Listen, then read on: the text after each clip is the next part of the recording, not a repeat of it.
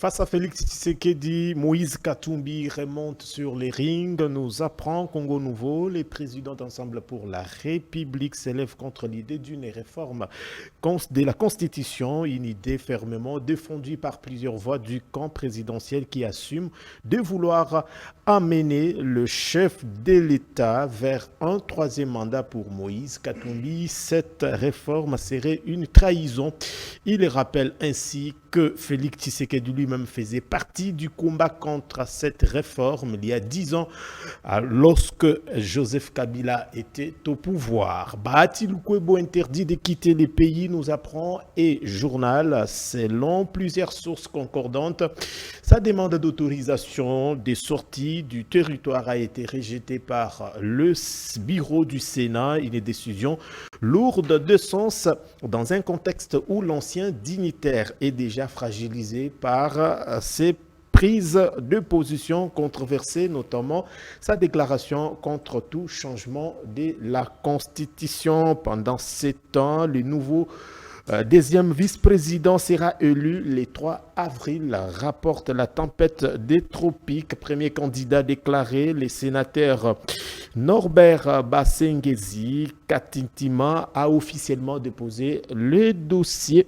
Figure bien connue des paysages politiques congolais, Norbert a également pris le soin de notifier le secrétaire permanent de l'Union sacrée de la Nation sur sa démarche.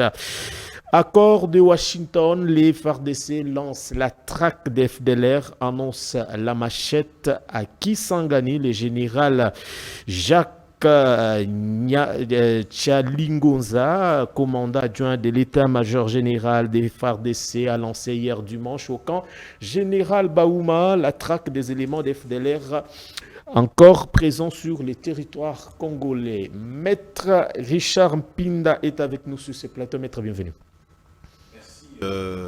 Disons, c'est une première depuis que vous avez pris possession de ces nouveaux plateaux. Je me réjouis de prendre part à ces débats qui sont aussi importants, qui, surtout comme je l'ai toujours dit, l'actualité de la République démocratique du Congo, c'est-à-dire notre pays, c'est une actualité qui évolue du jour le jour. Donc nous sommes très ravis de pouvoir participer à ces débats. Eh ben, je salue l'opinion qui nous suit en ce moment-ci, vous-même qui avez la latitude de pouvoir nous inviter, ainsi que mon co-débatteur dont je laisse la primaire, comme il aime bien le dire, à vous de devoir le présenter. Voilà. Maître Samuel est avec nous, bienvenue. Merci beaucoup Daniel. Je te dis merci de m'avoir convié à prendre part à ce plateau citoyen qui me mettra aux prises avec un co-débatteur qui n'est pas de maître, qui n'est pas de moindre, maître Richard Pinda, un homme et un avocat pour qui j'ai toujours eu beaucoup d'admiration, même si on se reproche sur certains éléments pour lesquels on ne dit jamais le même langage. Alors je salue aussi à la même occasion les téléspectateurs qui auront l'occasion de pouvoir nous suivre en ce midi. Joseph Kabila ne cesse de faire des sorties médiatiques. On va commencer par là, mais les débats seront autour du dialogue inclusif, solutions ou stratégies politiques, le changement de la Constitution, nécessité ou dérive, référendum et recensement. Peut-on avancer sans le Nord et le Sud Kivu? Quelle analyse faire de ces trois questions? Alors, est-ce que Maître Richard, vous avez une information que vous voulez partager avec nous avant les débats de ces jours? Ça aurait été injuste de ma part d'être dans le média comme maintenant là et de ne pas féliciter mes amis et confrères. J'ai Maître Georges et Maître Passy. Maître Georges qui a été nommé ministre du Tourisme, Transport et tout ce qui va avec. Maître Passy qui a été nommé conseiller en communication du gouverneur du Haut-Katanga. Et je sais, je l'ai toujours dit cela, que ceux que nous sommes appelés à diriger, parce que nous sommes dans les médias, attendent beaucoup de nous, tel qu'on peut imaginer. Je crois qu'être élevé en dignité n'est pas un privilège, mais c'est une responsabilité. Ce sont des gens avec qui j'évolue, je connais leurs compétences et je crois qu'ils vont apporter les meilleurs pour redonner une bonne image de la jeunesse et surtout pour ceux avec qui nous évoluons et qui sont appelés, vous qui êtes appelés à ces fonctions-là. Voilà. Maître Samuel. Merci beaucoup. Je crois que je veux me rallier à ce que venait de dire tantôt le confrère Richard. Je vais aussi à la même occasion féliciter les personnes qu'il a citées, qui sont aussi des amis et de confrères, plus particulièrement parce qu'ils sont du même barreau que moi aussi, à Lubumbashi. Okay. Alors que ce soit le confrère Passy Mbayo, que le confrère Georges Mbao, je crois que dans les apartés, on a toujours échangé avec eux sur la manière dont on avait toujours souhaité à ce que ce pays soit. Et là, qui sont maintenant des responsabilités, ils ont des charges. Je crois que par ma voix et par la voix de toutes les personnes qui se sont senties réellement concernées par leur nomination, qu'ils apportent de leur touche dans la gouvernance de ce pays. C'est vrai qu'aujourd'hui c'est au Katanga, mais on espère que par le Katanga, ils pourront acquérir une expérience qui leur amènera de pouvoir accomplir encore de plus grandes choses au niveau national. Alors qu'ils trouvent par mes propos mes sincères encouragements et félicitations pour leur mandat actuel. Alors ça c'est le premier élément. Le deuxième élément, j'aimerais aussi porter aussi ma voix par rapport à un élément qui a vraiment scandalisé et choqué la conscience nationale et internationale sur les réseaux sociaux. C'est le dossier du médecin qui a eu à utiliser des fortes contraintes pour pouvoir emmener une dame qui venait d'accoucher dans une formation hospitalière à Kinkole à pouvoir connaître une chirurgie. Je voulais ici d'abord saluer la réaction qui a été très prompte des autorités judiciaires qui ont voulu carrément répondre à tout ce qu'il y a eu comme choc au sein de l'opinion nationale et internationale par rapport à ces faits. Mais je voulais aussi, deuxièmement, rappeler que pour tous ceux-là qui essayent d'évoquer les causes des justifications comme l'état des nécessités pouvant justifier le manque d'infraction dans l'acte qu'avaient posé les médecins, j'aimerais dire ici que il y a une lecture qu'il faudra faire par rapport à la question liée à l'état de nécessité. C'est vrai que l'état de nécessité est une cause de justification qui permet de rendre un acte licite, un acte illicite au départ, mais qui les rend licites pour pouvoir sauver une vie humaine. Mais il faudra que cela tienne compte de ce qu'on appelle une proportionnalité. Il faudra que l'acte opposé soit proportionnel au résultat qu'on poursuit. Nous avons constaté, moi et vous, comment est-ce que la dame a fait l'objet vraiment des contraintes. Et deuxièmement, là où ça a encore péché fortement, c'est contre la dignité humaine. Voir des images circuler sur la toile, voir la dame dans l'état où elle était dévêtue, être filmée au prétexte qu'on voulait garder des preuves, ne se limitant pas seulement à ça, porter ces images sur la place publique, on a outragé non seulement la conscience ou l'intégrité physique de la dame, mais aussi on a porté atteinte à la conscience humaine. Le respect de la personne humaine est un droit constitutionnellement garanti, qu'on soit patient, qu'on soit médecin, on doit respecter l'intégrité de la personne humaine. Voilà pourquoi je salue les autorités judiciaires pour la réaction qu'ils ont eu à connaître. Et aussi, j'encourage le médecin, peut-être que compte tenu de certaines circonstances que nous ne connaissons pas, qu'il a emmené à pouvoir poser cet acte, je crois que dans l'avenir, il va se corriger par rapport à cet acte. Et s'il y a des voix qui veulent s'élever pour obtenir sa radiation, je crois que ça serait brutal de pouvoir postuler pour une radiation pour lui présentement, mais des sanctions qui soient de nature à le suspendre auraient un sens. Et il y aura une justice distributive à tous les niveaux. Ça veut dire à son niveau, il aura tiré des leçons. Et au niveau de tout le corps médical, il y aura quand même une leçon. Peut-être ça, c'est un cas qu'on a vu. Il y a peut-être nombreux de cas dans ce sens-là qui n'ont jamais été portés sur les réseaux sociaux. Et je crois que par cet acte, il y a un message important qui a été transmis. Permettez-moi de revenir un tout petit peu, parce que lorsqu'il dit certains qui ont évoqué l'état des nécessités, je me rappelle que je crois vous avoir réagi dans ce sens-là. La réaction de l'autorité politique, elle est certes vraie qu'elle est intervenue. L'autorité judiciaire aussi a poursuivi. Vous savez, il le dit pour ceux qui veulent de sa radiation. Et d'ailleurs, le Conseil de l'Ordre a dit non. Je salue le Conseil de l'Ordre par rapport à cette réaction-là. Il y a des faits qui dépassent notre entendement. Parce que nous n'avons été scandalisés que par ce qui avait été mis à notre disposition. Et quand on veut manipuler, on prend des images qui touchent la sensibilité de beaucoup. C'est une femme qu'il faut protéger, mais comment sommes-nous arrivés à ça? Personne ne pose cette question-là. J'ai suivi encore une autre intervention d'un autre médecin qui dit 2 médecins ou 3 autres médecins sont passés avant celui qui a été incriminé pour éventuellement demander à la femme sans anesthésie de recevoir qu'on administre la piqûre pour éventuellement qu'on l'administre le produit plutôt, j'allais dire, pour la sauver. Et donc, lorsqu'on revient maintenant sur l'état de nécessité, je veux les résumer de manière claire pour que tous ceux qui suivent comprennent. On dit, vous avez la loi et la valeur à sauvegarder. C'est-à-dire que vous appréciez la proportionnalité, comme vous le dites là. Lorsque c'est la vie qu'il faut sauver, c'est au-dessus de toute chose. C'est-à-dire que cette dame qui avait déjà perdu beaucoup de sang, selon les commentaires, selon les déclarations de certaines personnes, c'est-à-dire que si on n'avait pas fait ce qu'on avait fait là, elle serait dans une situation critique et éventuellement. Et aussi, il faut se le dire, que les conditions sanitaires n'étaient pas réunies. Il y a eu beaucoup de produits qui manquaient. À Kinkole, c'est un hôpital de l'État.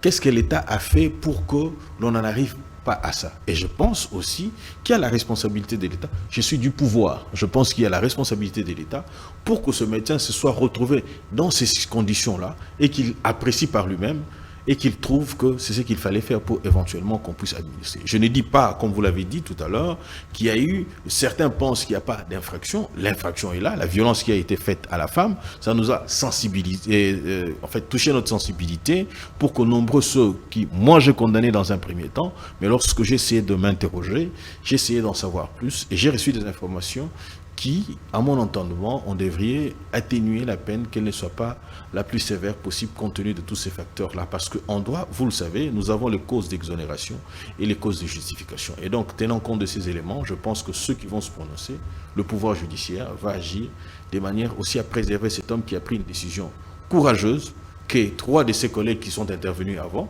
qui n'ont pas voulu prendre. D'accord. Alors, je peux ajouter un petit mot par rapport à ce qu'il a dit. Voilà, pour des raisons pédagogiques. En une minute. Je compte une minute alors. En une minute, parce qu'il m'a rencontré.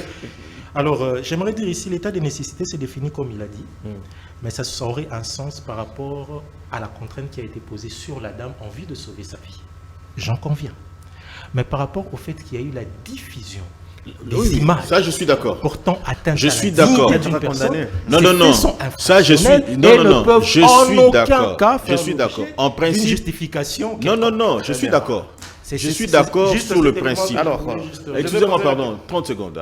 Je suis d'accord sur le principe. Ce qui choque ici. Quand je vais revenir ce qui choque ici, ce sont les images. Ça je condamne. On ne pouvait pas du tout. Les images sont choquantes. Je ne suis pas à ce niveau-là.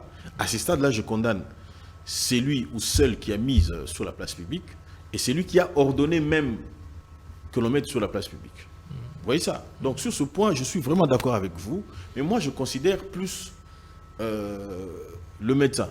Je suis plutôt par rapport, j'aurais souhaité même être dans le collectif, je l'aurais défendu. Merci beaucoup. Je pose cette question vous deux maîtres. Alors, les difficultés de débat semblent être loin de s'arrêter. Les bureaux du Sénat refusent sa demande pour se déplacer. Le seul péché débat, c'est quoi dans tout ça? Je crois que nous devons faire la part des choses. Nous sommes en pleine session parlementaire. Quelle est la raison qui a été avancée pour éventuellement se retrouver à l'extérieur du pays? Vous ne le savez pas encore. C'est ce que nous disons. Les gens ont vu les images, mais les fonds, les gens ne le savent pas. Ici, on dit, on a refusé. Mais pourquoi a-t-on refusé? Ça, nous ne le savons pas. Et donc, je me sens même mal placé pour éventuellement développer une question sur laquelle je n'ai pas de maîtrise.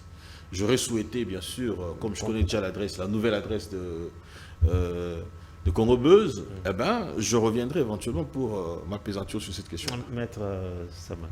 Bon, je crois que c'est inévitable. Déjà, la porte qui s'est déjà ouverte depuis... je ne vais pas appeler ça altercation, depuis la dernière sortie médiatique qui a été mal prise par le camp au pouvoir, il était clair qu'il y a carrément un champ d'hostilité qui s'ouvrait de manière tacite et que tout ce qu'il entreprendrait comme acte ou comme motivation en vue de pouvoir justifier ce qu'il pourrait faire, ne pouvait que rencontrer ce genre d'obstacles. Ça, c'est prévisible que aujourd'hui, Modeste Bahati, dans tout ce qu'il prendra comme initiative aujourd'hui, qui serait à l'encontre du pouvoir, va rencontrer sur son chemin ce genre d'actes, tout simplement. Moi, je crois qu'il en a tout simplement à tirer les conséquences. Il était dans une famille politique dont nous tous nous connaissons le caractère très rigide et rigoureux. Alors, je crois qu'il n'y a vraiment pas à se plaindre. Il en tirera tout simplement que les conséquences. Mais tout ce que je veux vouloir aussi souligner, en ajouter de plus, c'est que il n'est pas important de continuer à entacher l'image d'un parti qui longtemps a été dans l'opposition et qui longtemps a prêché pour des valeurs comme la liberté d'expression, pour des valeurs comme des valeurs démocratiques. Vous parlez de l'UDPS ? Je parle bien entendu de l'UDPS qui est au pouvoir. Elle a milité longtemps, plus de 30 ans dans l'opposition. Et voir ce parti aujourd'hui au pouvoir s'illustrer dans des actes que elle-même ou bien que lui-même, le parti politique, a condamné hier, ça serait carrément très déplorable. Voilà pourquoi j'en appellerai plutôt à toutes ces autorités, au confrère Pinda qui est le porte-voix de ce groupement, d'être en mesure de pouvoir faire comprendre à sa famille politique qu'il est important quand même de continuer à vanter l'héritage qu'ils ont reçu du Sphinx. L'héritage du Sphinx est connu et ce n'est pas ce que l'on voit présentement. Excusez-moi, il m'a cité, il dit Maître Mpinda qui est le porte-voix, je dirais l'un des porte-voix parce que je ne suis pas le seul. Je crois que vous ne nous avez pas compris. Lorsque nous avons fait 37 ans au pouvoir, c'est pour un état de droit. Et qui dit état de droit, malheureusement, je trouve déjà dans votre langage, vous marchez dessus. Parce que lorsque vous parlez de Bahati, vous dites qu'il a été, il faisait partie. Et pourtant, Bahati n'a pas démissionné de son parti. De l'Union sacrée ?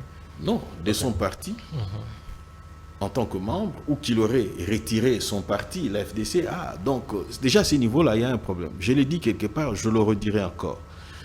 Bahati Lukwebo n'est pas membre de l'Union sacrée, et donc, par conséquent, l'Union sacrée ne peut pas s'en prendre à lui. Bahati est président d'un regroupement politique, d'un parti politique membre de l'Union sacrée. Vous et moi, connaissons ou comprenons déjà la dimension dans laquelle plutôt je suis en train de vous amener pour comprendre ces choses-là. Si nous qui sommes éclairés, c'est-à-dire que vous et moi, nous nous efforçons à induire les gens en erreur, ça n'aurait pas été intéressant. Parce qu'ici, il s'est exprimé librement, on ne l'a pas radié son parti de l'Union sacrée, il a des problèmes au sein de son parti politique, ne nous imputez pas. C'est aussi ça un état de droit. Qui dit un état de droit, c'est-à-dire qu'il y a des règles auxquelles tout le monde doit se soumettre. Et c'est à lui maintenant de voir, avec son parti politique, s'il s'y est conformé ou pas du tout. L'UDPS a milité pour un état de droit, la liberté d'expression, d'ailleurs vous le faites. Vous n'allez pas être inquiété pour vous être prononcé sur une question, même lorsque vous nous imputez des faits qui ne sont pas nôtres, eh bien je crois que c'est ça en fait, les Sphinx en seraient très contents. Merci beaucoup. Alors, je voudrais également commencer avec cette actualité. Après la Libre Belgique, Joseph Kabila a accordé son interview à New York Times, un journal américain. Alors, il évoque beaucoup. Maître, comment avez-vous analysé ces deux sorties de l'ancien président de la République, Joseph Kabila, qui se trouve à Goma actuellement? Bon, je dois avouer que j'ai appris l'information en route, en conduisant pour venir ici. C'est là que j'ai appris l'information, on va dire à peine quelques minutes. Je n'ai pas encore pénétré les contours. Il est revenu dans sa position de tous les jours. Mais ces sorties-là, remarquées ces derniers temps, à quoi ça justifie? Je crois que c'est un acteur politique majeur de notre pays. On ne va pas nous leurrer par rapport à ça. Et s'il pense qu'il a pour sa part, il a des éléments à pouvoir apporter pour concourir, ne serait-ce qu'à ce que lui appelle le sauvons le Congo, selon son concept à lui, dans sa façon de pouvoir argumenter ou avancer ses idées par la voie médiatique. Je crois que cela lui est reconnu. C'est un Congolais de surcroît. C'est vrai qu'il se retrouve dans une partie du territoire qui se retrouve sous emprise d'un mouvement insurrectionnel, mais le fait pour lui de pouvoir opiner, apporter apporter ses réflexions dans la crise sécuritaire de notre pays. Moi, je crois qu'en tant que Congolais et acteur politique majeur de notre pays, cela vaut tout son sens. Et deuxièmement, j'aimerais aussi ici souligner que la lecture que nous devons faire par rapport aux différentes sorties du sénateur Aviu ou de l'ancien président de la République, c'est que nous sommes dans un contexte aujourd'hui, je ne cesse de le rappeler, de sortie de crise. Évitons d'aborder ces genres de questions avec beaucoup plus de polémiques, avec beaucoup plus d'intensité offensive. Pourquoi ? Parce qu'aujourd'hui, nous sommes dans une phase de sortie des crises et la désescalade verbale nous est presque tous recommandée. S'il a pu opiner, j'essaierai d'entrer en profondeur pour chercher à savoir ce qu'il a dit clairement. Il dit par exemple, il pose la question, il demande aux Congolais de lui citer qui étaient les prisonniers politiques à son époque. Qui était le prisonnier politique à son époque. Bon, reste et à puis savoir. il qualifie les régimes de Félix Tshisekedi d'illégal. D'illégal. Oui, oui. Illégal. Légitime, quelque chose. Bon, je crois que je lui accorde la paternité de ses propos. Lui seul sait pourquoi il a dit les choses dans ce sens-là. Mais s'il faudra essayer encore de pouvoir commenter ce que vous venez de dire, ce que vous venez de relayer par rapport à ce qui a été dit. Si du temps de Kabila, il n'y a pas eu des arrestations de hommes politiques, je crois qu'il y a à redire dessus. Tout dépend de ce que nous appelons en politique, parce qu'on sait qu'il y a eu peut-être certains hommes politiques aussi qui ont eu certains démêlés judiciaires aussi à son époque. Alors, comparativement peut-être à aujourd'hui, c'est la lecture peut-être qu'il y a à faire, que comparativement aujourd'hui, est-ce que les partis politiques sont en mesure de s'émouvoir librement comme c'était à l'époque où lui était président? La question reste posée. Pourquoi? Parce qu'aujourd'hui, vous constaterez que même l'opposition qualifiée de IAPT, inexistante, il y a eu toutes sortes d'épithètes et de qualificatifs. Il a évoqué également, il dit les régimes actuels ciblent les opposants. Voilà. Il affaiblit les opposants pour se maintenir au pouvoir. Non, je reste carrément factuel, je vais des faits dans la lecture de choses. Vous constaterez tout simplement qu'aujourd'hui, l'opposition est presque inexistante. Si on constate l'opposition, c'est carrément sur les réseaux sociaux, carrément. C'est une autre façon peut-être pour les Congolais de pouvoir faire leur opposition, de pouvoir s'exprimer. Mais l'opposition telle qu'on l'a on n'empêche pas l'opposition de descendre sur le terrain. L'opposition telle qu'elle a été connue de manière traditionnelle en son temps, on ne la sent plus. Pourquoi? Il y aura toujours à redire, mais nous savons bien entendu que si les choses sont comme telles aujourd'hui, c'est parce que certains partis proches de l'opposition, les partis de l'opposition ne sont plus en mesure de pouvoir s'émouvoir librement comme ça l'était à une certaine époque. Et surtout, il dément sa complicité avec le M23. Je crois que il est la personne la mieux placée à pouvoir dément tout lien avec le M23. Resterait à savoir, celui qui dit qu'il a un lien avec le M23, il lui appartiendra d'en apporter le preuve. Si lui sur place pense ne pas avoir des liens avec le M23, au-delà du fait qu'il soit dans une zone qui est sous influence du M23, reste à savoir quel est le lien qui les lie au fait, quel est le lien qui lie un ancien chef de l'État à l'espace auquel lui est présentement et qui est sous surveillance d'un mouvement insurrectionnel. Alors, s'il lui pense ne pas avoir des liens et être là, peut-être comme tout Congolais, quoique la zone soit sous influence du M23, je crois qu'il appartiendra à celui qui pense qu'il a des liens avec le M23 d'en apporter les preuves, tout simplement. Je lis cette déclaration. Joseph Kabila a dit « J'ai l'impression de vivre dans une grotte depuis longtemps. Je suis devenu un homme des cavernes. » Alors, Maître Aviu également, comment votre réaction à tout ce que Joseph Kabila a donné comme impression? Ma réaction serait la plus simpliste possible. Il dit, j'ai comme l'impression, je suis devenu un homme de caverne. Ouais. Et donc, c'est un choix qu'il a fait de devenir, parce qu'il dit, je suis devenu. On y parle de lui, de l'enchantement qu'il pouvait avoir. Mais je crois que nous devons faire la part de choses. Je vais être scandalisé lorsqu'il dit « Donnez-moi le nom, citez-moi un seul prisonnier politique ». Je lui demande de regarder bien à ses côtés et il va se rendre compte que Franck Diongo est là, qui a été arrêté sous des prétextes fallacieux sous son régime, qui était un acteur politique aussi important. Et lorsque vous allez encore plus loin, je pourrais vous en citer même, moi j'ai été sous Kabila, l'avocat de Jean Bertrand ici à Ouanga, pour des faits politiques. Pourquoi? Parce qu'il a tenu un discours discourtois à l'égard, je n'ai pas dit infractionnel, j'ai dit discourtois à l'égard du président, du Premier ministre, parce qu'il avait critiqué sa cravate rouge, et ainsi de suite. Et donc, lorsqu'il dit ça, les faits sont là, les faits parlent pour nous. Maintenant, la contradiction que je relève en vous, vous dites que Joseph Kabila, c'est un acteur majeur. Je soulignais acteur majeur. Mais curieusement, vous dites que s'il est là comme tout Congolais, il se retrouverait dans la partie Est de la République. C'est une contradiction. Du simple fait que Kabila, sa présence dans la partie Est de la République, n'est pas à prendre comme celui de tout le monde. Ce n'est pas un monsieur ordinaire. Ce n'est pas un Congolais lambda. Vous l'avez dit par vous-même, je prends vos mots.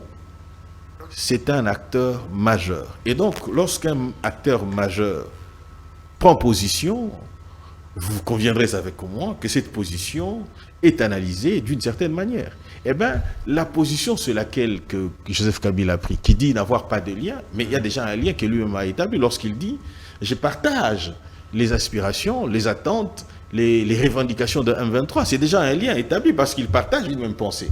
Ça, c'est déjà un élément. Deuxième élément, je veux retourner encore en 2016, lorsque vous lisez le rapport qui a été établi par Human Rights Watch sur les massacres de manifestants de l'opposition à l'époque où il était président de la République, on vous dit bien de manière claire que le gouvernement de la République avait recruté les M23 pour éventuellement disperser les manifestants. Ça, c'est encore un lien.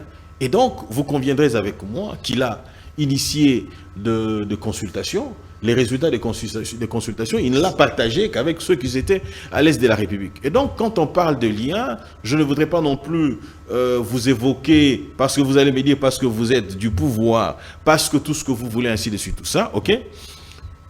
Je voudrais aussi vous rappeler que le Mossad et la CIA ont mis en notre possession des informations qui ont démontré l'implication de Joseph Kabila. Moi, j'ai toujours dit aussi un élément de lâcheté de sa part, parce qu'il a dit il ne s'est jamais présenté devant le cours des tribunaux.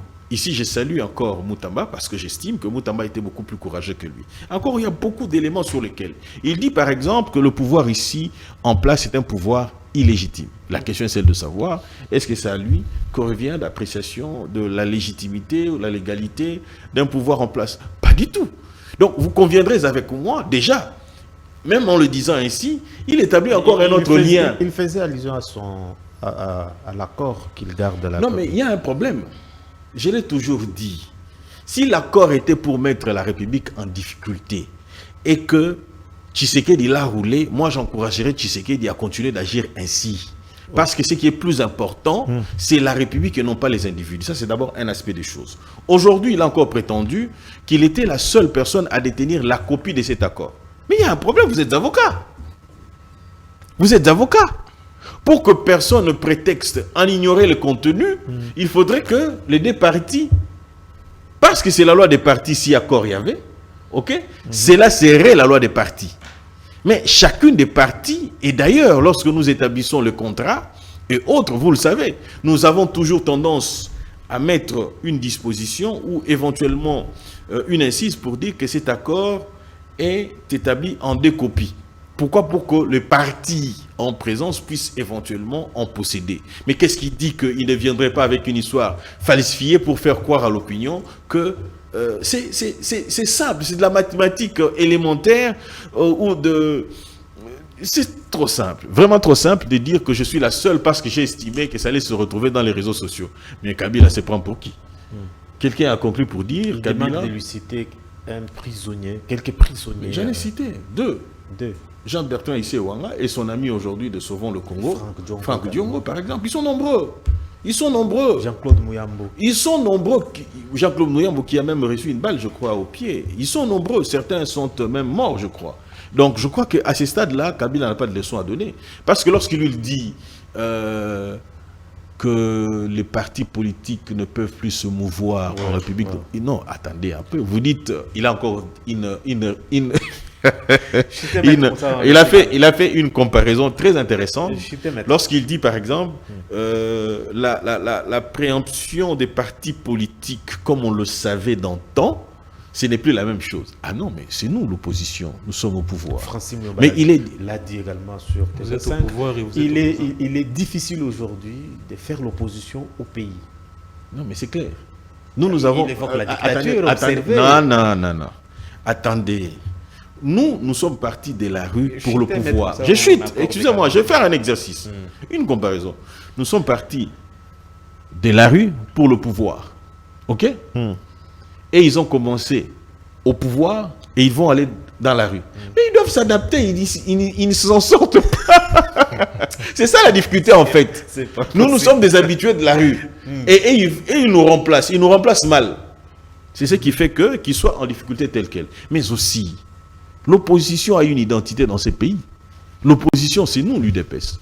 Et le fait, Etienne Tshisekedi le disait, les Sphinx, il en serait très content parce que lui, il a communiqué la théorie et nous vivons la pratique lorsqu'il disait que lorsque l'UDPS sera au pouvoir, nous n'aurons plus d'opposition.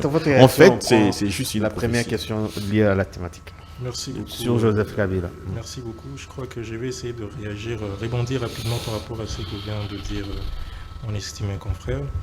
En voulant évoquer les questions liées aux liens, en voulant établir quels sont les liens qui existeraient entre l'ancien président de la République et la zone qui est sous influence du M23, il a évoqué premièrement sa première sortie médiatique où il était rapporté après que les aspirations du M23 sont les aspirations du peuple. Je crois que j'ai toujours répété cela. C'est que premièrement, c'était un discours qui était fait en anglais. Deuxièmement, il a été traduit. Vous savez que lorsqu'on parle d'un discours et d'une traduction, confrère, laissez-moi quand même vous... Laissez-moi je ne vous ai pas interrompu. Laissez-moi vous rencontrer. Ne me trouvez pas... Laissez-moi vous rencontrer au moins. Notez, laissez-moi vous rencontrer. Et il est fort. C'est un bon avocat, il faut se le dire quand même. C'est vraiment un très bon avocat. J'essaie de vous rencontrer, ne vous en faites pas. Je reste objectif. Allez-y, il reste objectif. C'est un discours qui était fait en anglais.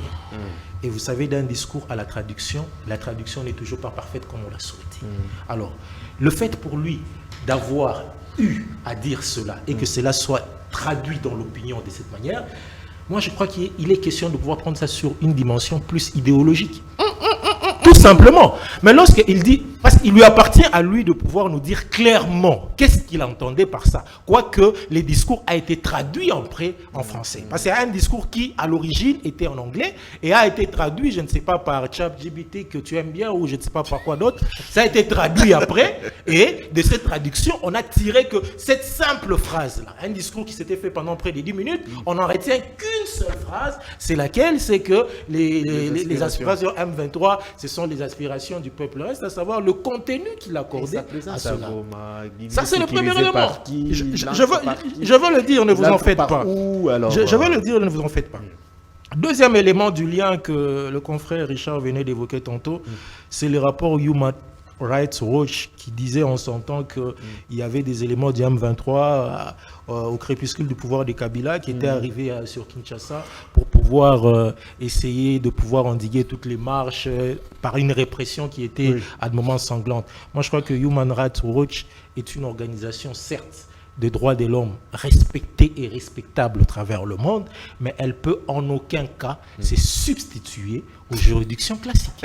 En aucun cas, elle ne pourrait se substituer aux juridictions classiques qui existent chez nous et au travers desquelles il y a certainement des enquêtes et des éléments qui peuvent permettre à pouvoir emporter la conviction des gens. On ne va pas se mettre là à penser qu'il y a un discours d'une organisation des droits de l'homme et nous savons tous comment les organisations des droits de l'homme fonctionnent. Nous savons tous comment elles se mettent en mouvement. Hier, nous avions eu des organisations des droits de l'homme ici qui pondaient des communiqués tous les week-ends. Mais aujourd'hui, on n'en entend presque plus parler. Aujourd'hui, est-ce que vous entendez encore parler des Kapiamba? Vous entendez encore parler de la cage? Tout ça, c'était des organisations qui étaient virulentes du temps de Kabila. Et on sait tous comment les ONG fonctionnent. Et elles ne peuvent en aucun cas se substituer aux juridictions classiques et traditionnelles. Ça, c'est le deuxième élément qui m'amène à pouvoir écarter tous les liens que le confrère Richard venait d'évoquer tantôt. Et le troisième élément... il a parlé du caractère légitime ou illégal que l'ancien président de la République a évoqué par rapport à l'actuel régime. Vous savez, quand on parle d'un pouvoir légitime ou d'un régime légitime, le pouvoir est assis dans une société démocratique par des urnes.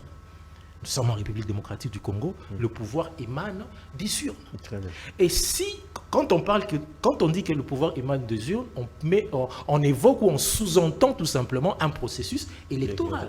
Et si nous devons parler du processus électoral qui a amené l'actuelle administration pour une deuxième fois au sommet de l'État, il y aura toujours à redire. Pourquoi? Parce que le processus en soi a renfermé certains germes qui ont fait à ce qu'aujourd'hui, beaucoup puissent fustiger ces procédures, notamment d'abord par la mise en place de la Cour constitutionnelle, deuxièmement par les animateurs de la CENI, qui est l'administration électorale dans notre pays. Tous ces éléments-là qui ont pu entacher le processus électoral en son temps peuvent aussi... du régime non, j'essaie de réfléchir.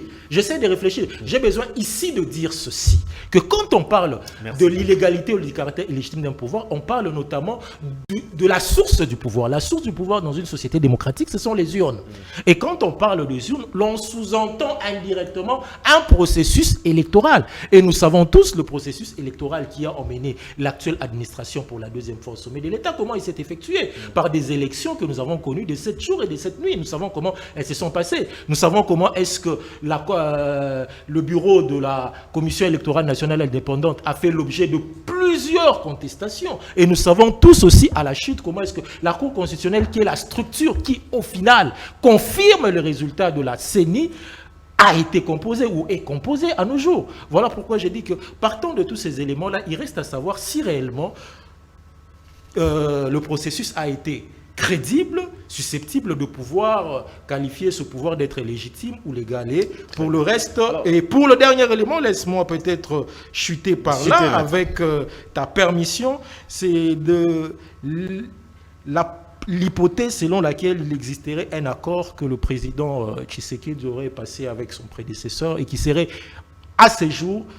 gardé par son prédécesseur. J'aurais bien voulu rencontrer cela, mais je crois que ça devient carrément superfétatoire. Pourquoi? Parce que compte tenu de l'évolution du conflit, il serait carrément difficile de pouvoir apporter les débats liés à l'existence d'une éventuelle convention qui aurait été passée entre les deux acteurs majeurs politiques de notre pays. Alors, Kabila ne veut pas qu'on puisse les lier avec les M23. Je voudrais vous poser cette question. C'est quoi, en résumé, comment vous trouvez les combats? C'est quoi les combats de Joseph Kabila aujourd'hui? Je crois, de manière claire, vous savez qu'en tant qu'ancien chef de l'État, il reste aujourd'hui une bibliothèque ou une source auprès de laquelle on pourrait toujours y recourir pour régler certaines questions aujourd'hui, que ce soit sur le plan politique, que ce soit sur le plan sécuritaire. Voilà pourquoi les anciens présidents de la République, dans notre pays, ils ont un statut spécifique ou un statut spécial qui est coulé en forme de loi. Le président Kabila, c'est quelqu'un qui a accédé à la magistrature suprême de ce pays dans des contextes que nous connaissons bien. Un contexte de crise foudroyant qui a éclaté ce pays. C'est à ce moment-là qu'il a accédé au pouvoir, bien entendu, tout en remplaçant son père qui venait d'être assassiné. Le contexte dans lequel il avait accédé au pouvoir et le contexte dans lequel il a pu aujourd'hui transmettre le pouvoir, il est tout à fait normal qu'il ait, de par son expérience, toujours quelque chose à dire pour l'évolution de ce pays. Parce qu'aujourd'hui... Kabila a l'ambition de renverser le pouvoir de Tshisekedi. Mais s'il aurait l'ambition de renverser le pouvoir de Tshisekedi, je crois que de manière claire, il aurait dit de manière claire. Je ne sais pas s'il sous-entend cela, mais s'il souhaiterait revenir... En un mot, son combat, c'est résumé en quoi exactement? Bon, je crois qu'il est mieux placé lui-même pour pouvoir nous dire son combat représente. Comment vous voyez son combat? Je venais d'évoquer tantôt l'amour et la passion du Congo qu'il a toujours évoqué. L'amour et la passion du Congo qu'il a toujours évoqué. Ici, je parle par là aussi du contexte dans lequel lui a accédé au pouvoir, que nous connaissons bien, et le contexte dans lequel aujourd'hui il a pu léguer le pouvoir. Aujourd'hui, le Congo de 2026 et le Congo que lui a légué en 2019 n'est plus presque le même sur le plan sécuritaire et sur le plan politique. D'où la crise que nous évoquons tous les jours sur tous les plateaux de télévision. Je crois qu'en tant qu'un ancien chef de l'État et quelqu'un qui ne cesse de prêcher de son amour ou de la passion du Congo, il a toujours quelque chose qui pourrait bien entendu pouvoir le dire et pouvoir le développer. Voilà pourquoi j'en appelle toujours à la rencontre entre les acteurs majeurs de notre pays. C'est-à-dire Félix Tshisekedi et Joseph Kabila. Ce sont des acteurs majeurs de notre pays. Joseph Kabila et... Je ne cesserai de prêcher pour cela. Je l'ai souvent dit que le président de la République se rencontre aujourd'hui avec son prédécesseur. On aura réglé à 90% la crise tant politique et sécuritaire 90%. Qui continue à nous éventrer. À 90%. Donc le vrai problème, c'est entre les deux? Ce n'est un secret de polichinelle. Ah, merci. Maître, votre réaction, on prend la question liée au dialogue que Kabila d'ailleurs a évoqué. À son époque, il avait convoqué... C'était son époque. C'était son époque parce qu'il avait des problèmes de légitimité. Parler du dialogue. C'était des problèmes de légitimité qu'il avait, c'est tout à fait normal, ça se comprend. Bon, je relève les contradictions dans le chef de mon estimé confrère Samuel. Je veux vous en faire preuve. Il a la latitude de vouloir justifier les dires de Joseph Kabila, mais il ne sait pas prendre position par rapport à Joseph Kabila. J'étais même scandalisé à un moment donné lorsqu'il disait, écoutez, Kabila dire que les problèmes qui sont posés lorsqu'il dit que les aspirations de M23 étaient, comment dire, mal traduites, je trouve ça scandaleux. Parce que Joseph Kabila devait revenir pour dire que non, je me suis contredit, parce qu'il s'agit de lui, parce que lui, il dit, il est d'un adage de commun de mortels, que c'est lui qui n'est dit mot consent. Okay. Est-il revenu sur ses propos? Pas du tout. Alors ne cherchez pas à justifier injustement en lui trouvant des prétextes parce que cela aurait été traduit. Et curieusement, il n'a pas tiqué. Et pourtant, il a insisté dans son comportement. Nous nous sommes rendus compte qu'il s'est installé dans la partie est de la République. Il est très à l'aise avec ceux qui ont pris les armes contre la République, contre les institutions par lesquelles vous dites qu'il a procédé à la remise et reprise. Quoi de plus normal que les liens soient établis dans son comportement, dans son langage et, je dirais même plus encore, dans ses financements. Et donc, je reviens encore par rapport à ce que vous avez dit de Human Rights Watch. Vous dites que ce n'était pas une institution, ce n'était pas une juridiction. Mais qui a taxé, comment dire, Human Rights Watch d'être une juridiction? Non, ils n'en sont pas.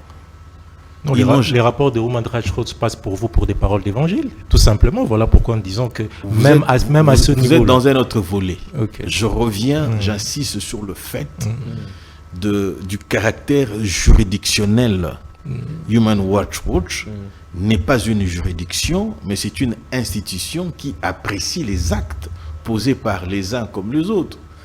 Qui ne dit pas que Human Rights Watch ici nous a déjà taxé de quoi que ce soit. Mais ça ne fait pas d'eux une juridiction. Je sous-entends par une juridiction cours et tribunaux. Ils n'en sont pas un. Ils ont émis un point de vue par rapport à ce qu'ils ont constaté. S'il y avait lieu de quoi que ce soit, on devrait les attaquer. Mais ici, on ne les a jamais attaqués. Parce que s'il faut remettre tous les rapports en cause, on remettrait aussi les rapports des Nations Unies, les rapports Mamping, et ainsi de suite. Mais ce sont des juridictions qui ne font que ça comme travail. Et j'en viens encore sur certaines choses. Les aspirations profondes de l'AFC M23 portées par Joseph Kabila. Portées par Joseph Kabila. Exactement. Parce qu'il a dit, il a trouvé que c'était légitime, il a défendu cette cause-là. Et donc, ces aspirations-là, ce sont les aspirations du Rwanda. Parce qu'ils vous le diront, eux-mêmes l'ont dit. Ce sont des faits qui sont aujourd'hui probants, qui sont matérialisés par le comportement des uns et des autres, surtout par la partie qui est occupée à l'est de la République. Et donc, il nous est difficile de faire ce qu'ils font, de ce qu'ils prétendent vouloir avoir, c'est-à-dire nous retrouver sur une table pour discuter avec eux. Pourquoi ? Nous l'avons dit, le chef de l'État l'a dit, et nous y reviendrons encore là-dessus, aussi longtemps que nous le pourrions. Plus d'une fois, nous ne cesserons de le dire. Aussi longtemps que ceux-là porteront les aspirations du Rwanda, eh ben, nous n'allons pas nous retrouver sur une même table de négociation pour discuter avec eux. Rappelez-vous qu'à Doha, nous avons connu des difficultés. Il y fallu faire intervenir le Rwanda pour que le Rwanda parle au M23. Oui, il y a un problème. Et ici, lorsqu'on dit que le Rwanda doit se retirer de quelque part, les RDF, ce sont les M23 qui parlent au nom du RDF. Allez-y comprendre, il y a des faits qui démontrent à suffisance aujourd'hui, que ce soit Kabila qui est très à l'aise dans la partie occupée par le Rwanda, ok? que ce soit l'AFC et le M23, mais il faut un tout. Vous voyez ça? Et donc, il est difficile, il est anodin de nous retrouver. Il serait aussi irresponsable de notre part nous retrouver avec ceux-là que nous pensons porter les aspirations d'un autre pays, qui est le Rwanda. Et surtout que nous avons une expérience. Cette expérience voudrait que... Il a eu suffisamment assez de temps de parole quand même. On ne me coupez pas la parole comme ça. Nous avons pratiquement 3 questions. Et donc, que ces aspirations profondes du Rwanda, rappelez-vous, le fédéralisme. OK? Hormis le fédéralisme, une gestion qui serait propre à l'AFC M23, ce sont des choses qui ont été revendiquées à Doha. Des choses que nous ne pouvons pas accéder. Vous voyez ça? Et donc, l'opinion retiendra que je suis convaincu, l'option que nous avons levée du dialogue, si dialogue y aurait lieu, c'est dans le cadre institutionnel et ça sera fait avec des personnes qui ne sont pas poursuivies. Lorsque vous évoquez les statuts de Joseph Kabila, il y a un autre statut que vous ne faites pas allusion. Il était un ancien président de la République, il était un sénateur à vie, mais il est aussi un criminel, un bandit des grands chemins qui est condamné à mort et dont nous attendons l'exécution de la peine de mort. Et donc je crois que nous devons être honnêtes avec nous-mêmes et reconnaître aussi toutes ces qualités-là qui relèvent bien sûr qui définissent en fait la personne de Joseph Kabila. Les débats autour du dialogue inclusif, solution... Excusez-moi s'il vous plaît, je vais chuter par là 30 secondes. Il a dit quelque chose d'important. Il a dit, ceci n'établit pas un lien lorsqu'il dit que les aspirations du M23, c'était au moins, on peut le dire du point de vue idéologique. Encore un autre lien que vous avez établi en pensant me contredire. Parce que si c'est ça l'idéologie qu'il partage avec eux, c'est encore très dangereux. Si c'était idéologique comme vous le disiez là, c'est qu'il voudrait encore dire qu'ils sont infiniment liés.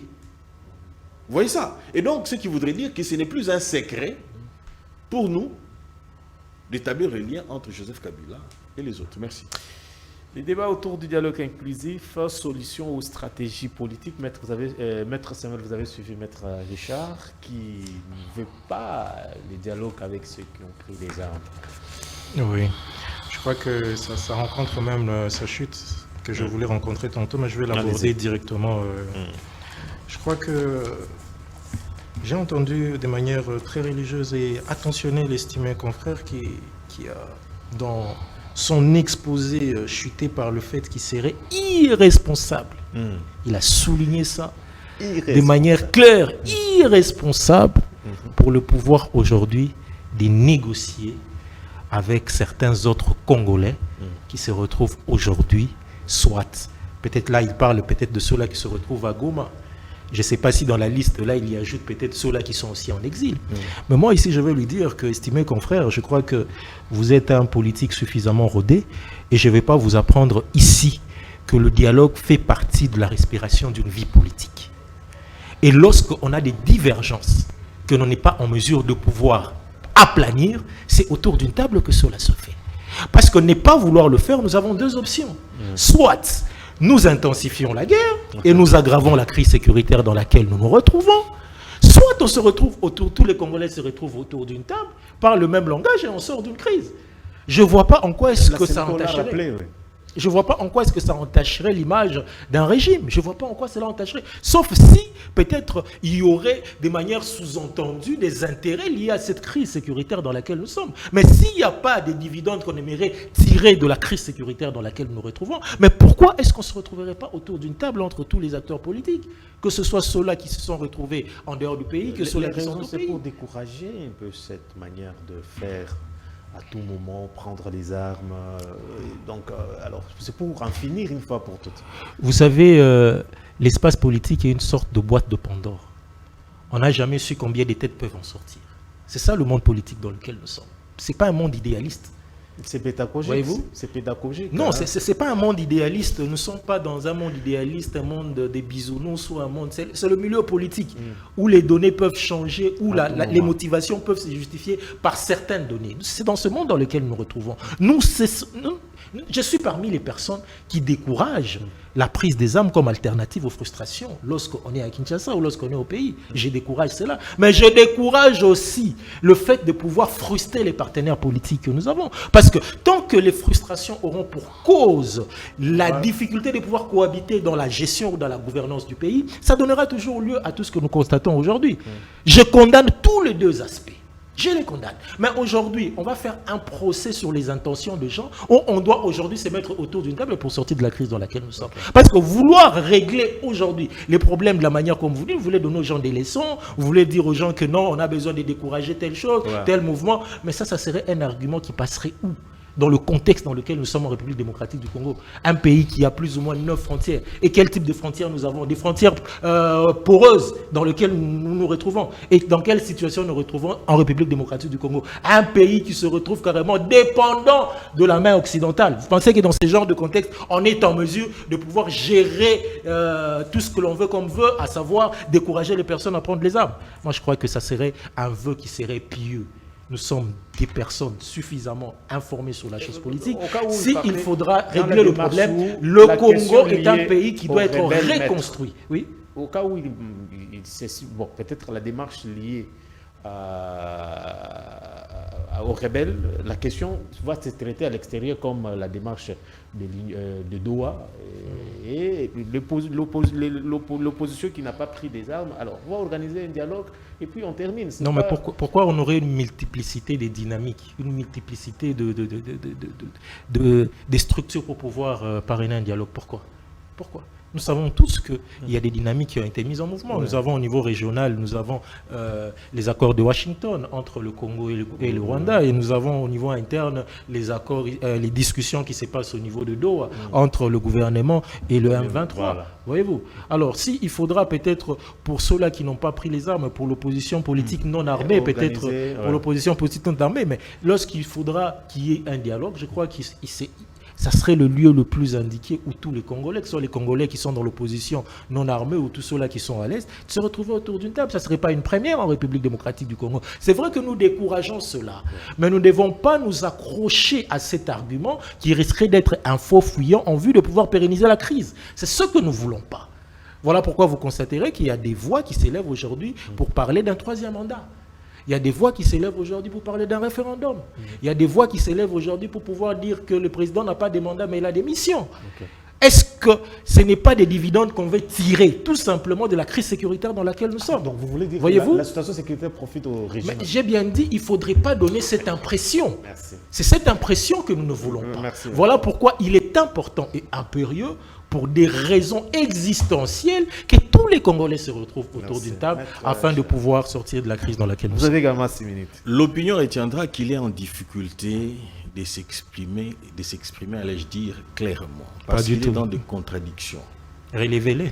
Il a prétendu que nous ne pouvions pas faire un procès d'intention à ceux que nous indexons de ne pas porter les aspirations du Rwanda. Il revient vers nous ici. Il est dit, vous avez même posé la question de savoir, il dit que la crise sécuritaire à l'Est profite au régime en place. Non, vous lui avez dit ça, il ne faut pas porter des affirmations, confrère. Je vais vous laisser poursuivre sur des affirmations que je n'ai pas faites. Moi, j'écris. Mais dites quand même ce que j'ai dit. Non, laissez-moi évoluer. Parce que là, vous me chargez en direct. Laissez-moi évoluer. D'accord, mais dites ce que j'ai dit. Il s'est apaisanti pour vous dire que vous voulez dire que la crise sécuritaire à l'Est profite au régime. Il s'est rebiffé pour dire on nous donne l'impression. À dire qu'on vous donne l'impression, ça veut dire que vous nous prêtez d'intention. Vous dites en d'autres termes, nous pensons que c'est-à-dire que nous sommes dans le domaine d'intention. C'est-à-dire qu'il ne veut pas que l'on prête d'intention ailleurs à ceux dont les évidences démontrent à suffisance ne portent pas les aspirations des Congolais, mais plutôt les aspirations du Rwanda, qu'ils aient raison, mais ici, il revient pour nous prêter d'intention. Effectivement, moi, je ne suis pas dans le domaine d'intention. J'ai dit la crise sécuritaire à l'Est est profitable au régime pour un. Ça nous permet de pouvoir nous assurer et de savoir qui œuvre réellement pour le Congo. Ok.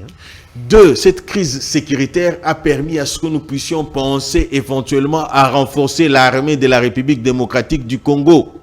Je suis curieux de savoir, les porteurs de la pensée que vous distillez aujourd'hui dans l'opinion a fait 18 ans au pouvoir. Pourquoi n'a-t-il pas pensé résoudre le problème de nos frontières poreuses? Eh bien, il n'a rien fait. Et nous faisons quelque chose, nous agissons. Rappelez-vous de ce qu'a été le truc de ici à Lufu. Comment ça a été la frontière. Et aujourd'hui, le contrôle a été renforcé. Et nous y allons petit à petit, même ici au Beach Ngobila, ici, on a renforcé de manière à savoir qui entre et qui sort, et comment ils entrent, comment ils sortent. Vous, avoir la tête que vous faites là en me regardant, vous me dites, est-ce que vous arriverez à tout résoudre? Effectivement, nous connaîtrons toujours des problèmes, mais du moins nous les aurons atténués, parce qu'aux États-Unis, vous seriez surpris de savoir que les Mexicains continuent toujours à traverser pour accéder en République démocratique du Congo. Et donc, accéder aux États-Unis. Aux États-Unis. Ben, j'adore mon pays. Ça prouve que je vous suis J'adore avec mon pays. attention. Alors J'adore mon pays. Je ne prends pas les armes pour une quelconque frustration. Je ne prétends pas être en exil. Et d'ailleurs, nous autres ici, nous nous sommes retrouvés sous ce régime ici, au parquet. Nous avons été détenus. En principe, je devrais dire, mais régime, mais nous ne le faisons pas. Pourquoi? Parce que nous pensons que ce que nous poursuivons est plus important que nos intérêts individuels. Vous avez prétendu ici 2 options. Soit nous dialoguons, soit nous intensifions la guerre. Retenez que nous avons opté pour l'intensification de la guerre. Je ne tâtonne pas. D'aggraver la situation sécuritaire. Non, il a dit intensifier la guerre. qui a pour conséquence J'ai dit l'aggravation de la situation. intensifier la guerre, vous avez dit. Oui, je l'ai dit, mais Qui aura pour conséquence. de décourager tous les frustrés qui prennent les armes. Et parce que, il faut se le dire, nous faisons la guerre contre, d'une part, le Rwanda et d'une autre part, les complices congolais du Rwanda. Et donc, je pense que nous devrions continuer ainsi, Dieu aidant, parce que nous avons ouvert 3 fronts et que nous obtenons gain de cause. Hier, ce que vous appeliez des voyages, on avait même taxé Tshisekedi d'être un Phileas Fogg. Je suis Phileas Fogg et en 80 jours, je dois faire le tour du monde. On le disait, je suis Félix Tshisekedi et en 80 jours, je dois faire le tour du monde. Mais aujourd'hui, ça a apporté les résultats. C'est-à-dire que grâce à ces voyages que vous aviez critiqués hier, nous avons au moins les efforts, les sanctions qui tombent sur le Rwanda. 18 ans durant, on nous a donné l'impression que ce n'était que les Congolais, une affaire entre Congolais. Mais aujourd'hui, il a été attesté que nous sommes agressés par le Rwanda. Et la conséquence, nous les avons, les sanctions qui tombent ça et là. Et éventuellement, cela démontre à suffisance que nous sommes sur la bonne voie. Mais la crainte, c'est de faire quoi? De croire que ceux qui sont avec Kagame, qui veulent, mais 6 minutes ne sont même pas, vous souffrez. L'opinion retiendra qu'on me massacre ici. Je ne sais pas si c'est... Ça fait longtemps que je suis venu ici.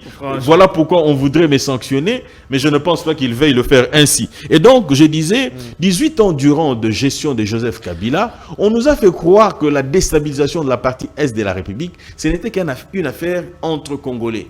Mais nous avons révélé une autre dimension qui fait que ceux qui doivent être en face de nous doivent réellement porter les aspirations des Congolais. Mais nous sommes avec eux à Doha. Nous discutons avec eux à Doha. Que faudra-t-il encore comme dialogue avec eux? Parce que les problèmes de leurs aspirations doivent être résolus à ce niveau-là. Oui, vous allez me dire qu'il y a la guerre à l'est de plutôt à Doha. C'est une évidence. Il faudrait aller ailleurs. Mais qu'ils attendent au moins pour que nous puissions continuer avec ces volets-là. Mais ici, lorsque nous allons nous retrouver à l'interne, nous n'allons pas chercher les politiciens en soutane pour éventuellement régler ces problèmes-là. Merci. Ah mais non. Ah mais non. Ils sont en soutane, qu'ils fassent enregistrer la CENCO comme étant un parti politique, eh bien, nous serons d'accord avec eux de parler en tant que C'est politiques. presque injurieux, confrère. Alors, Nous devons prêcher par la révérence. Les hommes de Dieu sont des hommes qui sont appelés à pouvoir obtenir de nous la révérence, vous les savez bien. Vous êtes un leader d'opinion, Excusez-moi, c'est une évitez ce genre de sortie des propos qui peuvent être récupérés par les plus jeunes. Les personnes que vous avez citées et identifiées méritent de nous une certaine révérence, quoique nous ne soyons pas d'accord avec leur démarche. Voilà, non, 30 secondes juste pour répondre à ça parce que ça vaut son pesant d'or. La dernière question. Je ne le dirai sans cesse. Mouteba, Cholé, Ambongo n'auront pas ma révérence. D'ailleurs, il faut se le dire, je ne partage pas leurs convictions spirituelles. Et j'ai doute de leur spiritualité. Je pense qu'ils ne soient pas des dieux. Alors, vous voulez que moi je fasse des révérences à ceux à qui j'estime n'est pas partagé, qui bonzambe nangai, je ne le ferai jamais. À titre illustratif, Ambongo dit qu'il préférait encore la gestion de Kagame à celui de Tshisekedi. Mais récemment ici, Kagame et Ambongo devraient en principe se crucifier. Lorsque Paul Kagame, la petite vidéo, courte vidéo, où il traite les gens comme si c'était de moins qu'rien, en dictateur, pourquoi il ne réagit pas? Je vous prends Cholé, lui qui prétend, je ne les appelle pas monseigneur ou cardinal et tout ce que vous voulez, parce que qui dit monseigneur dit maître. Ils ne sont pas mes maîtres, ils sont des maîtres de ceux qui partagent leurs convictions. Merci, maître. Et donc, laissez-moi chuter par là, s'il vous plaît. Maître, Laissez-moi la chuter dernière par là. question. Cholé vous dit que les gens s'entretuent.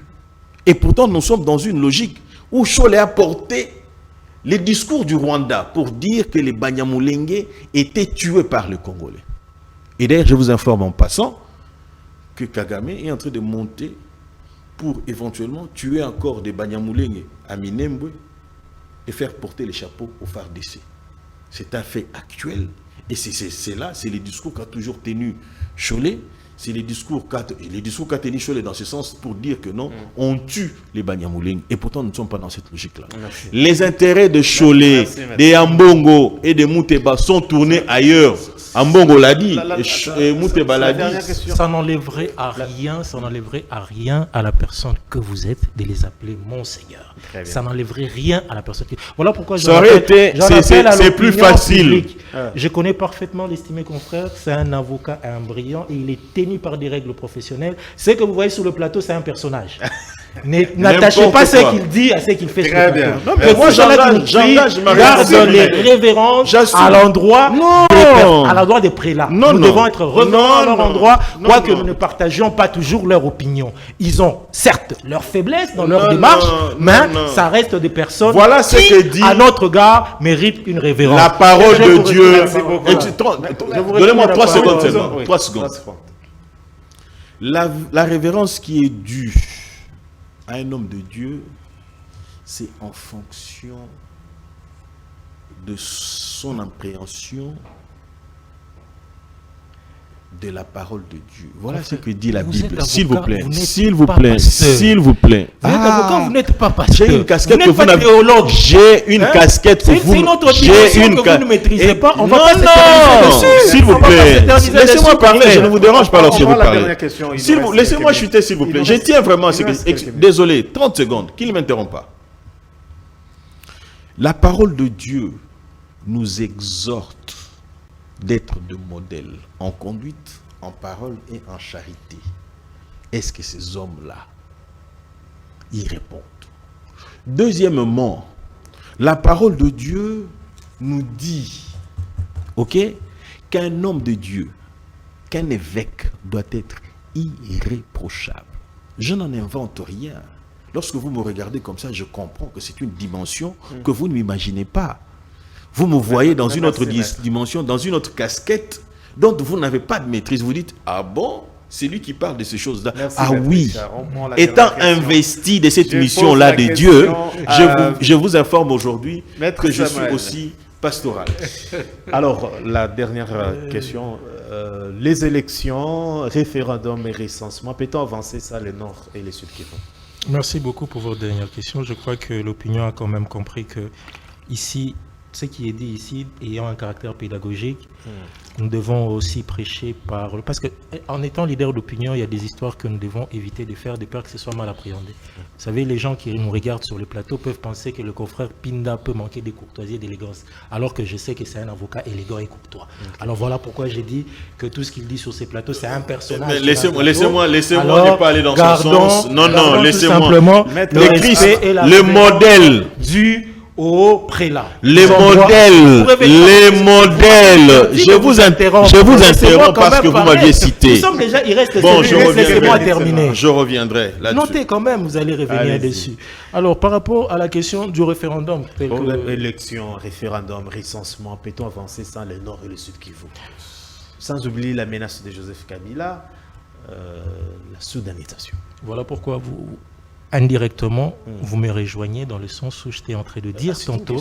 Bien entendu, laissez-moi essayer de réfléchir, c'est juste une question rhétorique. C'est carrément le résumé de tout ce que j'ai prêché tantôt. C'est la sortie de la crise dans laquelle nous sommes. Nous savons que si nous sortons de la crise dans laquelle nous nous retrouvons aujourd'hui, nous allons régler la situation et politique et sécuritaire qui nous empêche non seulement de pouvoir obtenir la paix, mais qui aggrave la situation humanitaire, qui bloque aussi le gouvernement à pouvoir implémenter comme il se doit sa politique gouvernementale au pays et dans la partie est du pays. Ça veut dire que la crise sécuritaire dans laquelle nous nous retrouvons ne profite à personne, elle bloque bien au contraire tout le monde. Et parce que nous avons intérêt de pouvoir en sortir, qu'est-ce qui pourrait justifier que l'on puisse radicaliser sa position? Rien. Mais voilà qu'aujourd'hui, non seulement nous sommes presque à l'approche des délais constitutionnels qui prévoient les élections présidentielles et législatives pour l'année 2008, qui sera pratiquement dans une année et demie ou 2 ans maximum. Ça veut dire que même pour pouvoir organiser des élections, on risquerait de se retrouver dans une difficulté. Pourquoi? Parce qu'on aura une partie du pays qui ne sera pas carrément... qui ne prendra pas part au processus électoral. Et ça mettra aussi en cause la question des légitimités des résultats que nous pourrons avoir. Chose que nous ne voulons pas. Deuxièmement, la question liée au référendum. C'est vrai qu'il faudra aussi rappeler que le référendum, c'est peut-être une question qui n'est pas clairement organisée par notre Constitution. La Constitution évoque le référendum en disant que c'est le président qui le convoque, mais la Constitution, de manière claire, n'a pas précisé cela. Et voilà pourquoi il est prévu peut-être la mise en place d'une loi organique qui devra spécifier clairement le contenu ou la manière dont devra se tenir, voulais-je dire, le référendum. On aura appris, moi et vous, que récemment, il y a un parlementaire, je crois le professeur Tony Moba, qui a déposé une proposition de loi tendant à pouvoir organiser ces secteurs que nous appelons le référendum. Ouais. C'est quoi l'objectif poursuivi par cette démarche? Est-ce de pouvoir combler un vide juridique qui existe? Si c'est pouvoir combler un vide juridique qui existe pour des raisons que je vais appeler scientifiques ou pour des raisons que je vais appeler de convenance politique, d'accord, c'est un vide qui existe. Et si ça nécessite que cela soit comblé, nous n'en trouvons pas des éléments à pouvoir fustiger cela. Mais s'il se fait que l'objectif poursuivi est un objectif politique tendant à pouvoir maintenir la situation dans laquelle nous nous retrouvons aujourd'hui, au-delà de 2028, ça devient dangereux. Vous avez dit que l'initiative vient du président de la République pour le référendum. Non, l'initiative vient de Tony Mwaba. La personne qui a pris au départ. La personne qui en a parlé au départ. Non, je dis par rapport à l'initiative d'abord liée au référendum. Oui. L'initiative vient de qui? L'initiative, la personne qui peut convoquer le référendum de manière constitutionnelle chez nous, ce n'est que le président de la République. Condamner la démarche, si cette démarche est politique. Mais j'ai bien dit, je l'ai abordé sur deux volets. J'ai dit, si c'est sur le plan juridique, question de pouvoir combler un vide qui existerait, d'accord, parce que la matière n'est pas encore organisée par des textes organiques dans notre pays, j'en conviens. Mais s'il y a des dividendes politiques qu'on aimerait tirer de cela, ça devient dangereux. Pourquoi? Parce que nous sommes déjà dans un contexte politique et sécuritaire suffisamment alarmant qui ne nécessite pas qu'on puisse encore l'aggraver davantage. Sur le plan financier, nous savons que la convocation d'un référendum, les référendums, c'est une forme d'élection. Il faut identifier les gens, il faut recenser les gens, il faut les identifier et il faudra procéder à ce vote-là par un oui ou par un non pour pouvoir réellement donner son assentiment par rapport à à l'éventuelle prochaine constitution qui pourrait être proposée. Tout ceci, c'est un processus électoral et qui va appeler des moyens. Ça veut dire que c'est les trésors publics qui vont en connaître le coût. Est-ce que avons-nous suffisamment de moyens à ce jour pour pouvoir aborder et les élections et le référendum? C'est la question qu'il faudra se poser. Mais si nous n'avons pas suffisamment de moyens, qu'est-ce qui est prioritaire au stade actuel? C'est l'organisation des élections ou l'organisation d'un référendum? Je crois que vous en conviendrez avec moi que le plus important des deux serait l'organisation des élections. Pourquoi? Parce que nous avons des défis d'ordre financier. Organiser les élections. J'ai bien dit que pour régler la question du Nord et du Sud, il faudrait quoi? Il faudrait un dialogue. Il faudra mettre fin à la crise sécuritaire dans laquelle nous sommes. Merci. Et y mettre fin le plus tôt possible. Ok. Maître Richard, vous avez également 4 minutes. Hein? Il avait 7? C'était 7? Non, mais c'était 7 entre nous, soit dit. C'était 7. Souffrait que je jouisse pleinement de mes 7 minutes. Je vais commencer. On a 5 minutes. C'est mon temps. Vous me grignotez encore. Okay, ça va vous faire 8 hein, si vous continuez encore à intervenir tel quel. Et donc, je voudrais que nous puissions faire la part des choses. J'aurais même souhaité que l'on commence par ça pour certainement évoluer. Si les élections n'étaient pas organisées en 2028, quelle serait la situation du président Tshisekedi? Vous avez 30 secondes de mon temps. 30 secondes seulement. C'est une question. Ouais. Mais lorsque le président de la République est assis sur un mandat qui est défini par la Constitution, et lorsqu'il va au-delà de ce mandat, le mandat n'a plus d'assises légales. Très bien. Vous dites très bien. Non, c'est si sa j'ai réponse. répondu. C'est sa réponse. Non, ouais. Il a donné... Je vois très mal S'il comment vous plaît, Ça va, je vous laissez-moi réponds. évoluer, s'il vous plaît. Allez-y, Je ne vous ai accordé que 30 secondes et vous avez pris 1 minute. D'accord, Je vais d'accord. récupérer. Allez. Ça, c'est une évidence. Alors, nous sommes en République démocratique du Congo. La question du délai constitutionnel a varié de 3 manières. Premièrement, vous avez les 2 ans supplémentaires que Joseph Kabila a obtenus. On appelle ça jurisprudence. Non, ça s'appelle pas jurisprudence. Laissez-moi évoluer. Il ne faut pas dire des choses. C'est laissez-moi évoluer. Vous allez Ça ne conclure. procède pas d'une Une décision de jurisprudence justice. peut être administrative ou judiciaire. Mais elle doit procéder S'il d'une vous plaît, décision. Elle s'il doit vous plaît, procéder d'une s'il vous décision. plaît, s'il vous plaît. D'accord, allez-y. S'il vous plaît. Allez-y, maître Richard. Et dans les 2 cas, ça doit être une pratique qui sévit à un moment donné. Et dans les 2 cas, c'est le cas.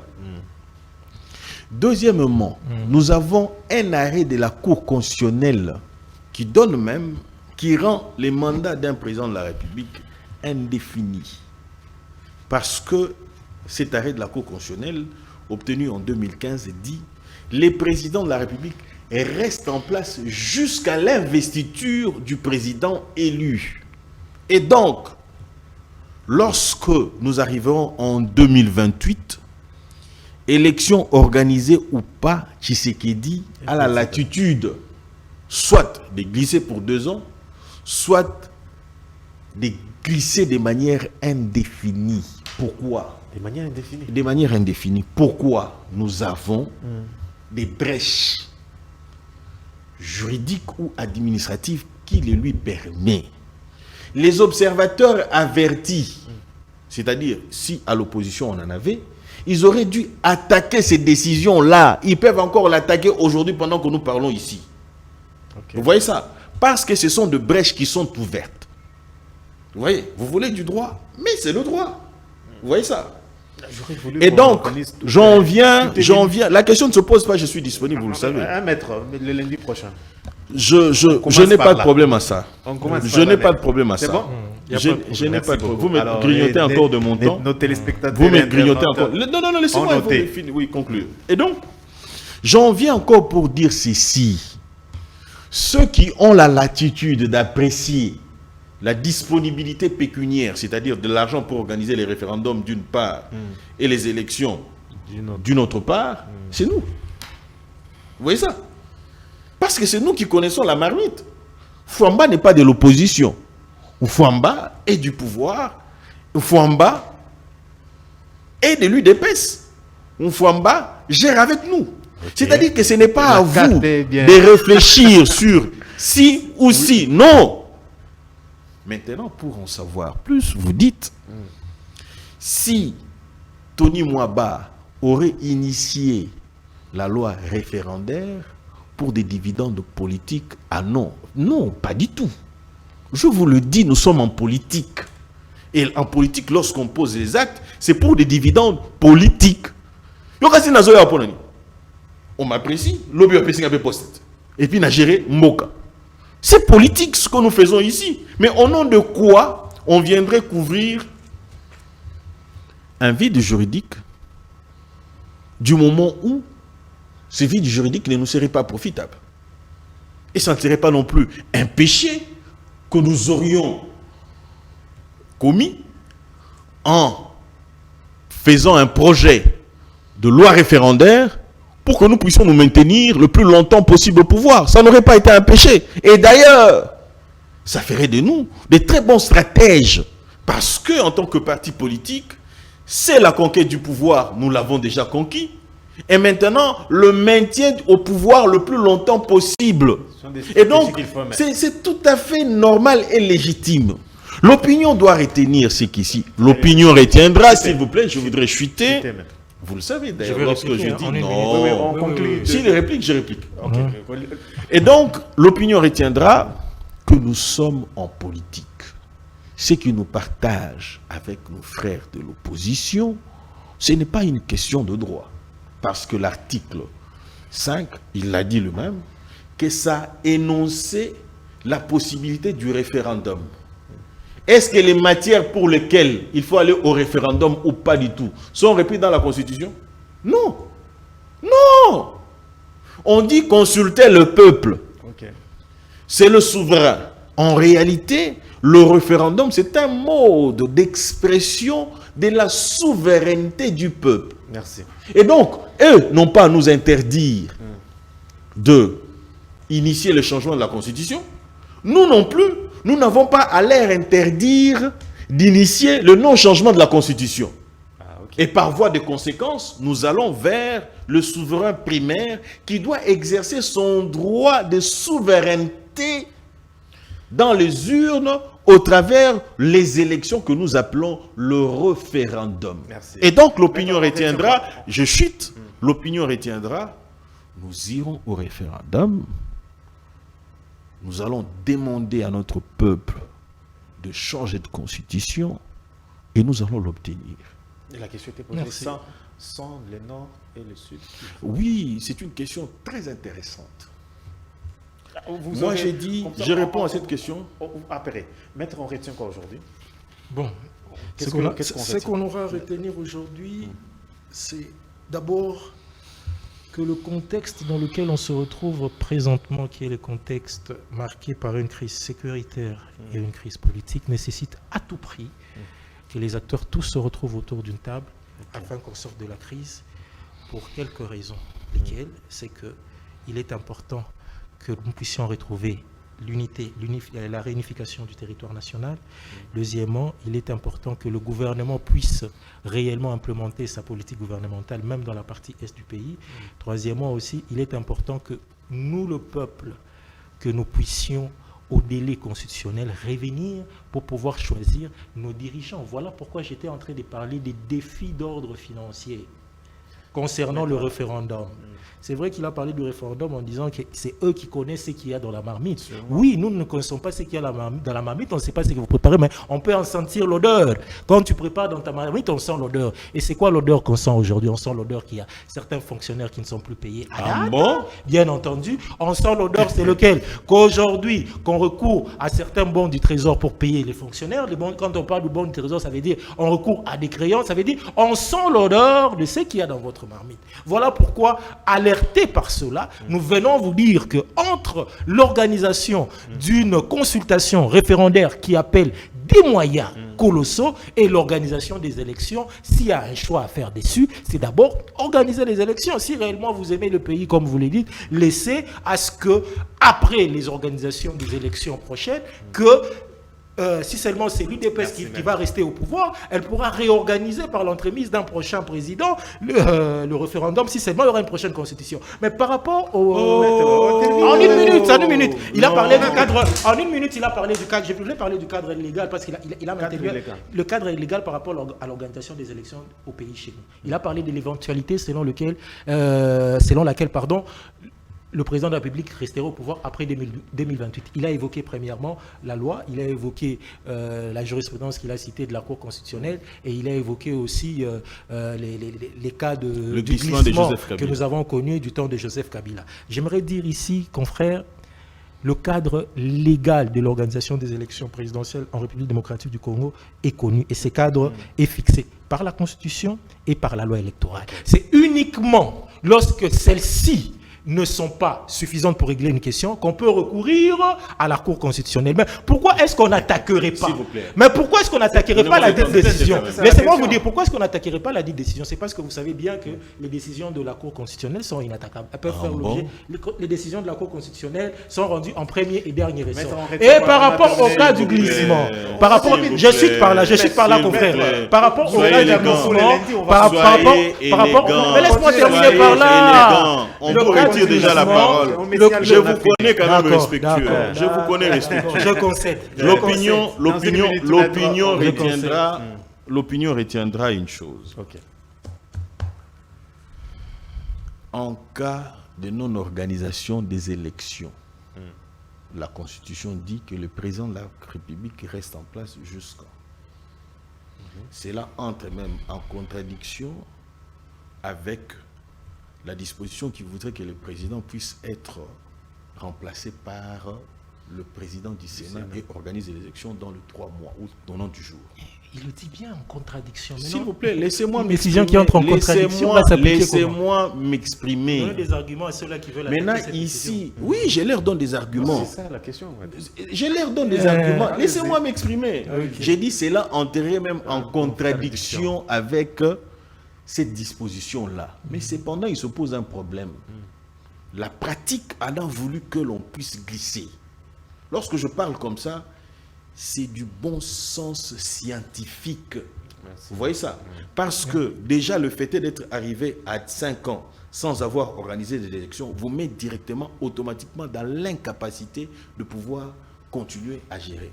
Mais il se pose un problème. Lequel problème? C'est le glissement de Joseph Kabila, qui est un précédent. Je vous ai dit soit glissement qui est une jurisprudence administrative ou soit une jurisprudence judiciaire. Et nous allons au niveau de la Cour constitutionnelle 2015, on vous dit qu'il reste en place jusque de manière indéfinie. Ce sont des problèmes. Il a dit ceci, que les arrêts de la Cour constitutionnelle ne peuvent faire l'objet. Il a oublié une chose en tant que praticien de droit, qu'on pouvait solliciter un arrêt réformateur. C'est-à-dire que l'on demande par voie de requête que l'on puisse réformer cet arrêt-là en relevant les irrégularités, chose qu'ils peuvent continuer à faire jusqu'à présent. Laissez-moi chuter quand même. Laissez-moi chuter. L'opinion retiendra que je voudrais chuter. J'ai dit, l'opinion retiendra que je voudrais chuter et je voudrais chuter en ces termes ici. Vous avez posé la question de savoir, est-ce que nous irons aux élections sans le Nord et le Sud Kivu? Voilà ma réponse. On commencera par la maître, s'il vous plaît. Bon, l'opinion retiendra que j'y reviendrai. Très bien. Et je veux me détendre, m'étendre là-dessus. Samuel, mesdames et messieurs, c'est la fin de ce magazine. Je vous retrouve demain. D'ici là, portez-vous bien. Au revoir.